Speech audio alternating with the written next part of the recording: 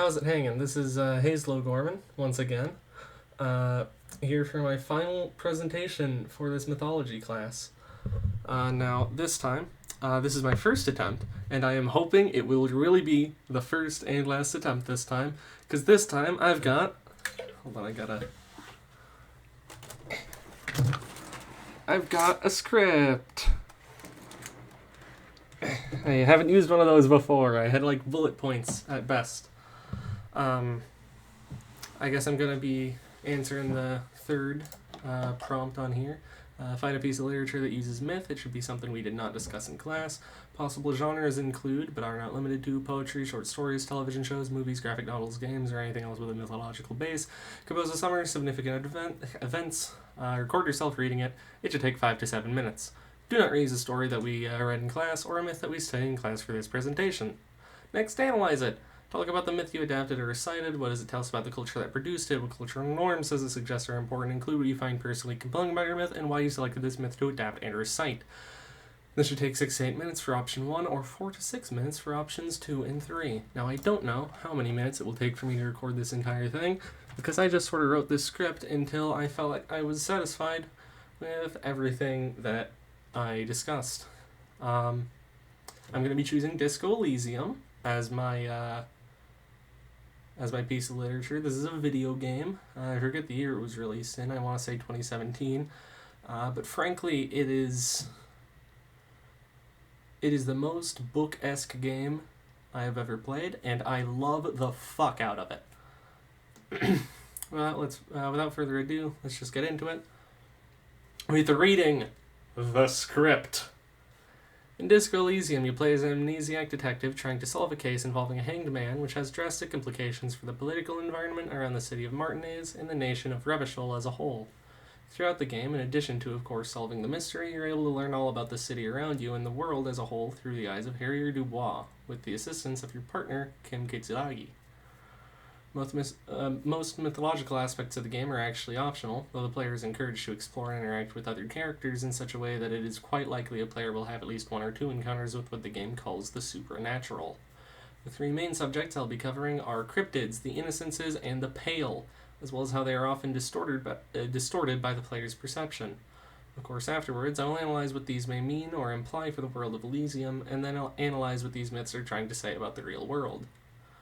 First, the player wakes up in the Whirling in Rags hostel, where you attempt to get your bearings on this thing called reality, meeting your partner Kim, and immediately being presented with a woman named Lena, the cryptozoologist's wife. That's the full title, by the way. The game likes giving these little titles to a lot of the characters. She's quite enamored with cryptozoology and has reported that when she was 5 years old, she encountered a cryptid called the Insulindian phasmid, and has spent the rest of her life in search of the elusive creature. She and her husband Morel have recently come to Martinez due to rumors of the phasmid in the area.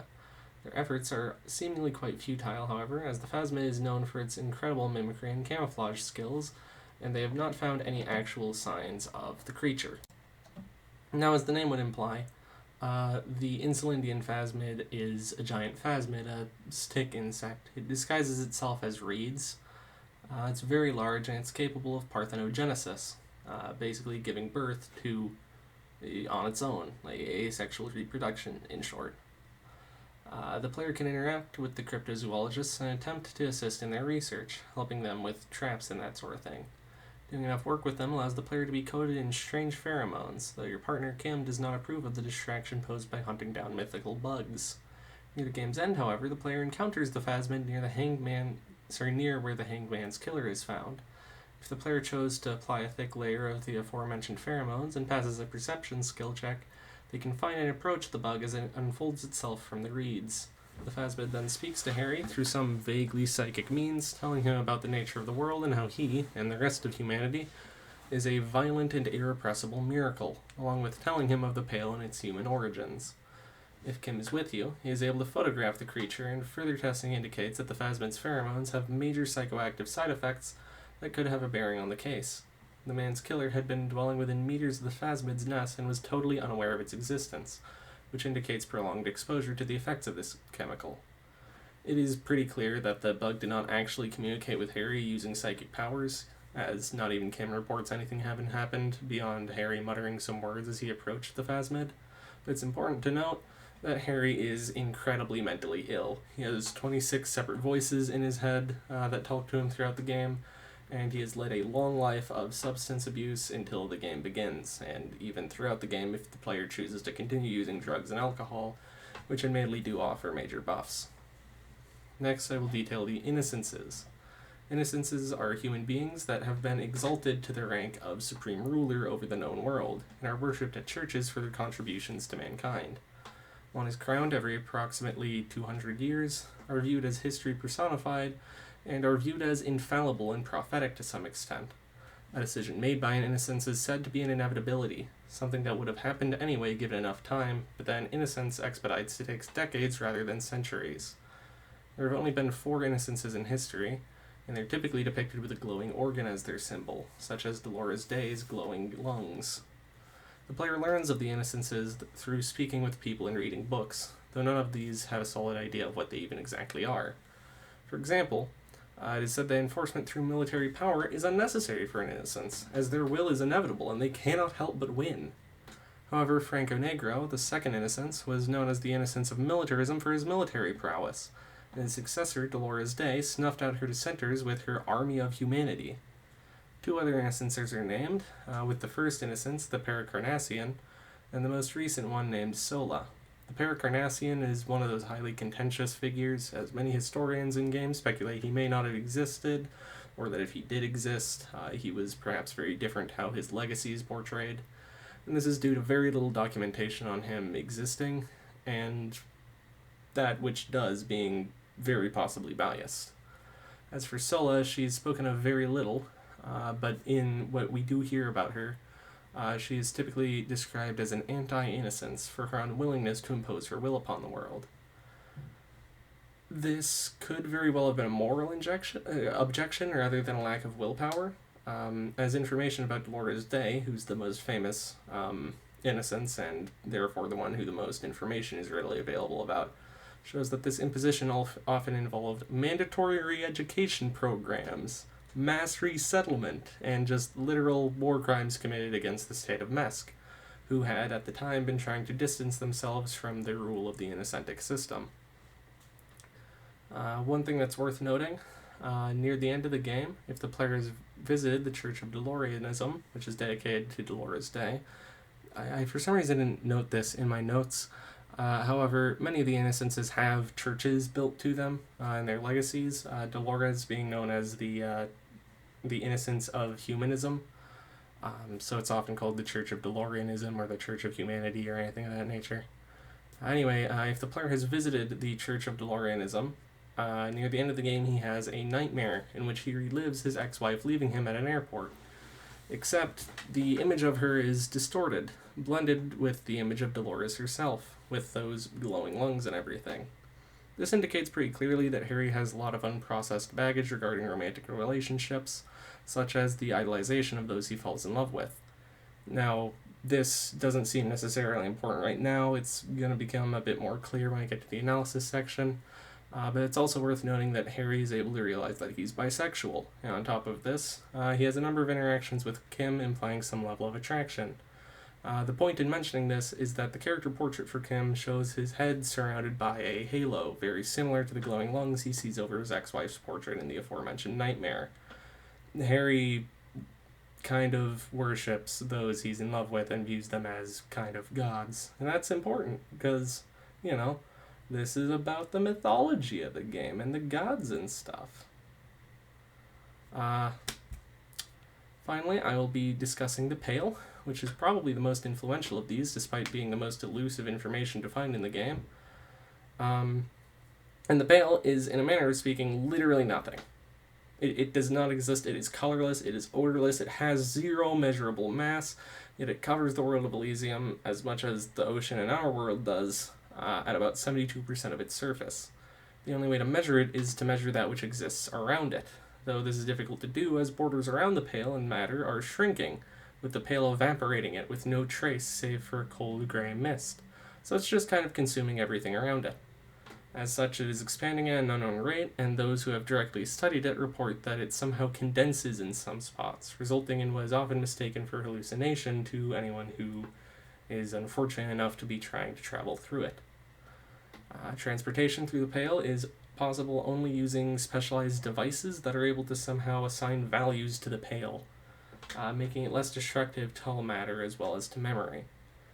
The bit about memory is important because people who are exposed to the Pale for extended periods of time, such as a woman you encounter in the game known as the Pale Driver, are able to recall memories, personal and historical, that belonged to other people who were usually dead. And generally, this is a bit of an overarching theme that people are able to use the Pale for many different purposes.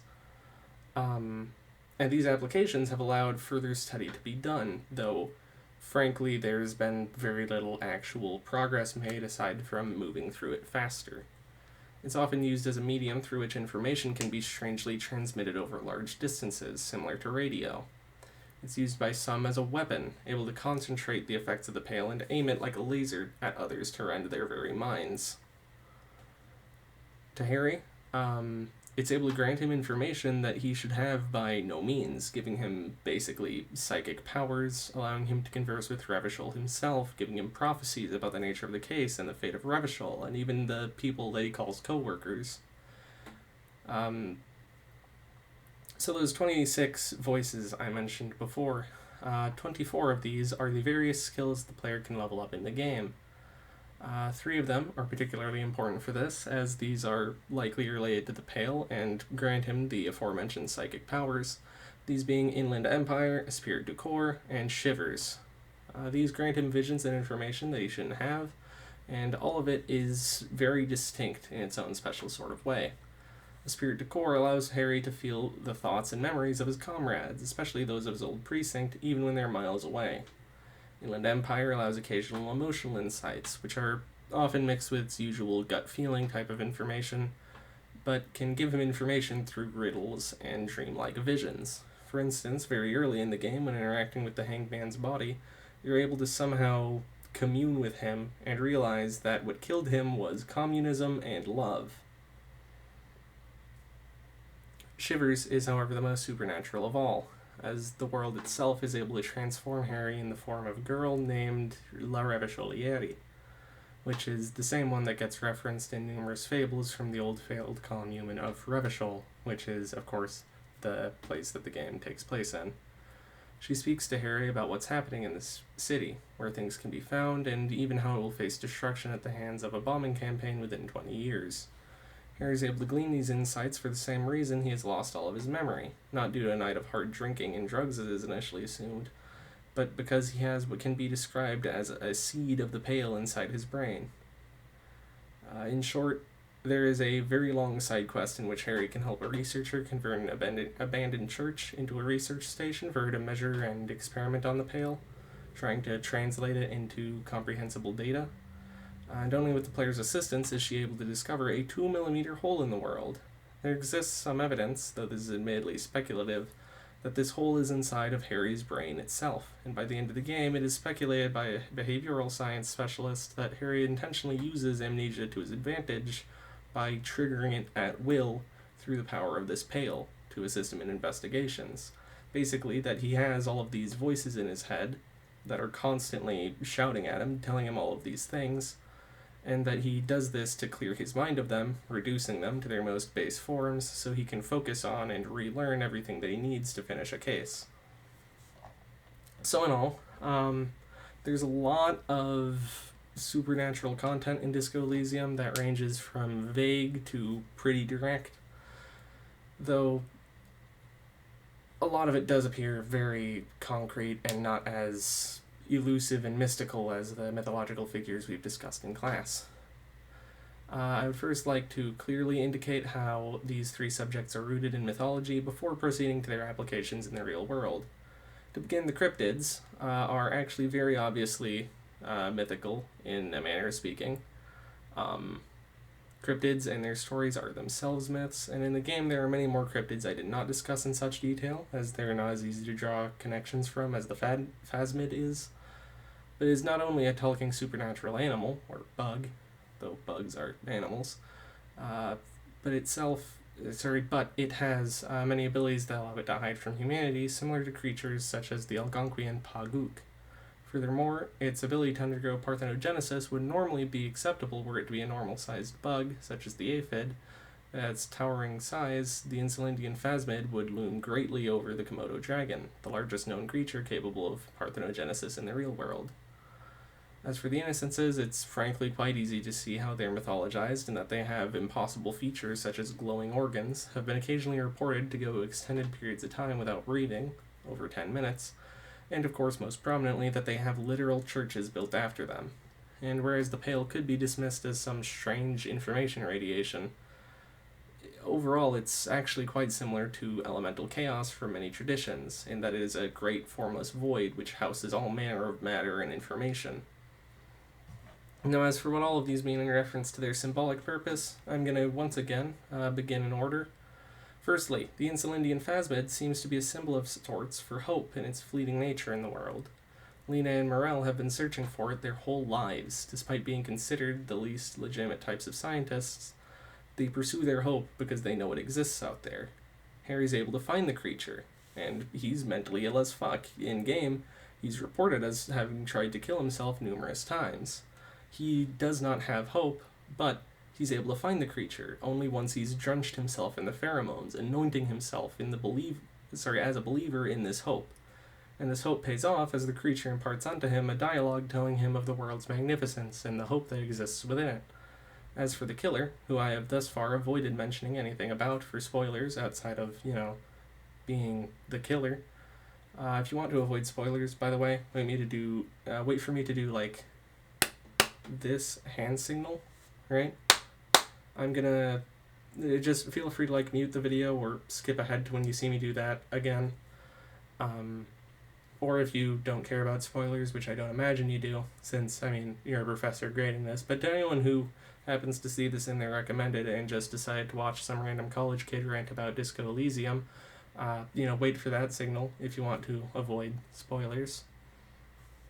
Anyway, once again, do not watch beyond now until you see me give this signal, right? Okie doke. He's called the Deserter. He was a soldier in the Communist Revolution that took place in Revachol before. He deserted his men and lived in hatred for himself for it ever since, and has lived in a tiny camp on the edge of a small island off the coast of Martinaise. He shot the man who was hanged out of hatred for his service to the Wild Pines Group, which is a paramilitary organization he views as similar to the Coalition Army he fought decades ago. The hanging was not his doing, but was the work of a spy the man had been staying with, the mercenary had been staying with, to deflect attention away from herself and onto the local dockworkers union. Now he had been staying right next to where the phasmid had her nest, and even though Kim recognizes the presence of the insect, he fails to see it altogether. Pretty clearly, this is showcasing how he lost hope for the revolution and Revachol's future, and has not found any shred of happiness since, staying on that island where his hope died for 44 years. This led him into nothing but anger and petty revenge, causing him to lash out and inadvertently damaging the reputation of other men who had shared the ideology he had treasured above all else. Though, realistically, he probably would have hated the Union because he views everyone else as fake communists, even if the player chooses to side with the communist ideology in game. But overall, the phasmid is a pretty clear hope figure and an allegory for how allegory is perhaps not the right word, but the various interactions between other characters and the phasmid act as sorts of commentaries on how we as people approach hope in all of its forms. Now, as for the innocences, they symbolize the weaponization of myth and its use by governments for control of its people. The Paracarnassian may well have not existed, with his direct successor being a warmonger who's the first one to have actual real documentation about him, so it's quite possible he simply fabricated the Paracarnassian, and many people do believe that this was done just to give more legitimacy to his rule. Under the Innocentic system he controlled, he was seen as an infallible god almost, with his will being inevitable, though if it's inevitable, it just so happens to necessitate the support of numerous massive armies in the entirety of the Moral Intern, which is the world's leading government. Just like with the Mandate of Heaven and its ilk, the idea of an innocence allowed for the government and the innocence at its head to carry out its will unopposed. It's the will of the innocents, after all. What are you going to do?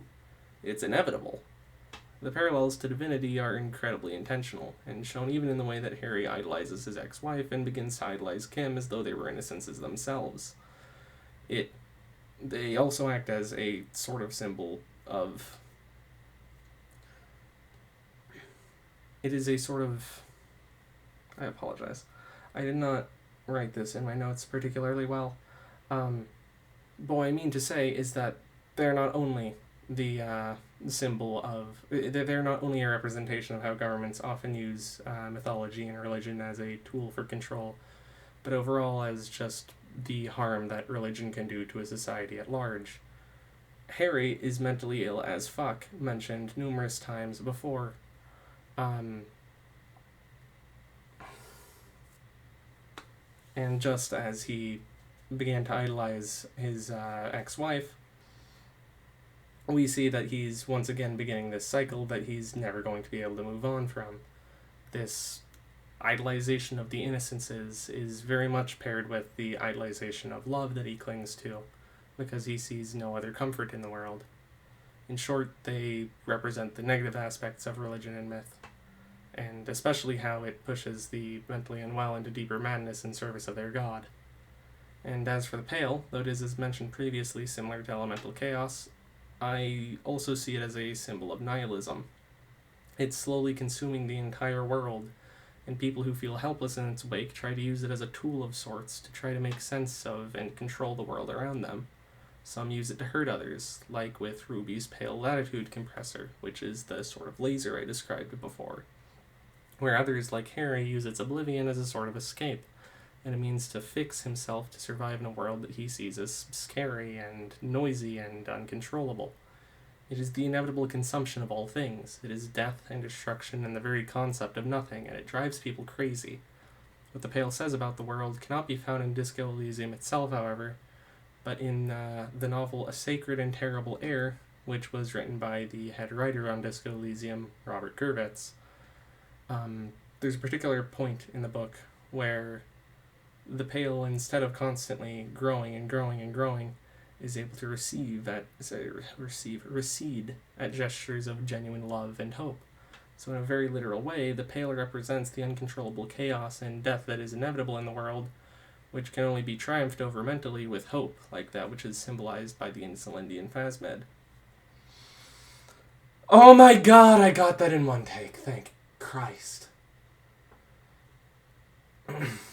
So, I don't really know how to close this out. I hope that I've made clear all the ways in which these various figures and their impacts in the game are meant to parallel mythology in the real world and what they generally mean as symbols and parables in the cases of the Phasmed. I very much hope you enjoyed the video. This has definitely gone way past the time limit, at least, so terribly sorry about that. I don't really know what to say anymore. But thank you very much, and thank you, sir, for everything you've done in this course and instructing me in all this, I suppose, in getting me to read that textbook and engage with all those assignments and everything. I've learned quite a lot, and I mean, as you see here, I love Disco Elysium, and I've been able to analyze it in a way that I wasn't really able to before, with the context of all of the mythological information that we've been studying over the course of this course. Goodbye, everybody!